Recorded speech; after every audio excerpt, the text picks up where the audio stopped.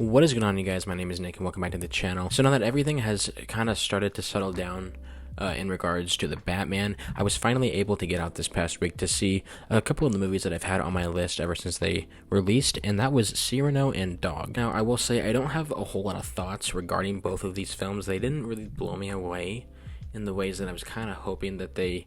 Well, not necessarily for Dog. I wasn't expecting Dog to blow me away, but I was expecting Cyrano to be a lot better. Like, I was expecting to dedicate a whole video to Cyrano, and that's totally fine, but I still do want to talk about it, and I also want to talk about Dog, because I just got out of seeing that today, and man, do I have very minor, very minute thoughts. So this is the very first video in a new series on my channel called Quick Reviews. Pretty much what it is me taking a couple, or two, three, maybe four. I'm not going to do more than four movies at a time per quick review video, just because I don't want it to get too long, as the point of it is for it to be a quick review. So pretty much any smaller movie, not like a big tentpole like the Batman movie that I'm obviously going to see opening night, smaller movies like Dog and Cyrano that I just haven't gotten around to seeing. These are going to be videos that are specifically designed for those smaller films, so I can still talk about those, just not in a full length individual video format. Alright, enough jibber jabber, let's get right into Cyrano. Joe Wright's adaptation of one of Edmond Rostand's most renowned plays is a perplexing take, is a way that you could say it. His vision of Cyrano de Bergerac, it's so unique, and it just didn't really work for me personally. I didn't think that this style of a musical was necessarily the proper direction for this film. Overall, I had a great time with it. I wasn't bored with it whatsoever. I enjoyed watching it. I enjoyed the theater experience with the film. I just have a couple complaints. One is the fact that the songs in this musical, like a movie that is literally built on its songs and the impact it has on the characters and them expressing their feelings, none of them are catchy. Like, I'm sitting here trying to recall a single one of them. The only one that I can really think of is the one that Haley Bennett sings. And even as I'm talking about that song in particular, I can't think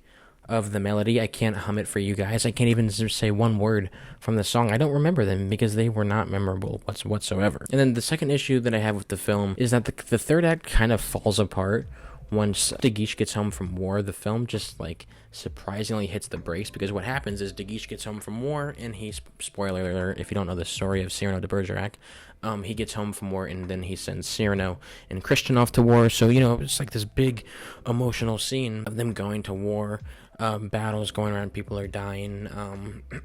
Christian finds out that Cyrano is really, truly in love with Roxanne, and it hits the brakes, and I can't help but feel like that's because there are a lot of songs in between when De Guiche gets home and the end of the film that just are very boring, slow. It has nothing to do with the plot, or it has to do with the narrative for sure, but it has nothing really to do with Cyrano, Roxanne, or Christian whatsoever. Like, we have side characters in the war singing to the camera that goes on for about 6 to 7 minutes.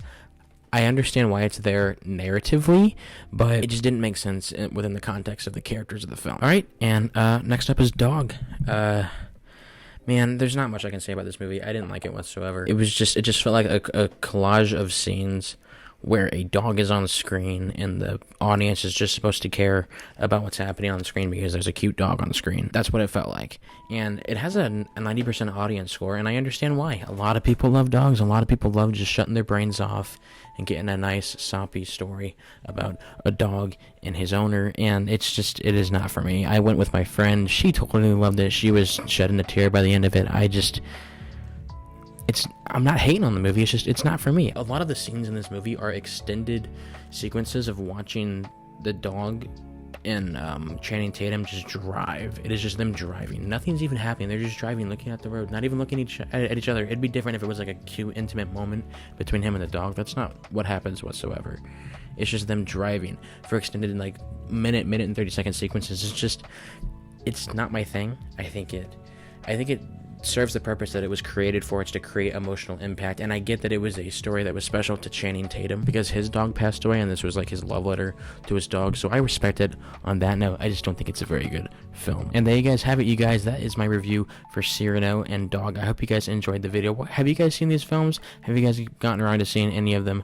What are your guys' thoughts and opinions? Feel free to leave them in the comment section below. Let's start a conversation. Let's have a dialogue.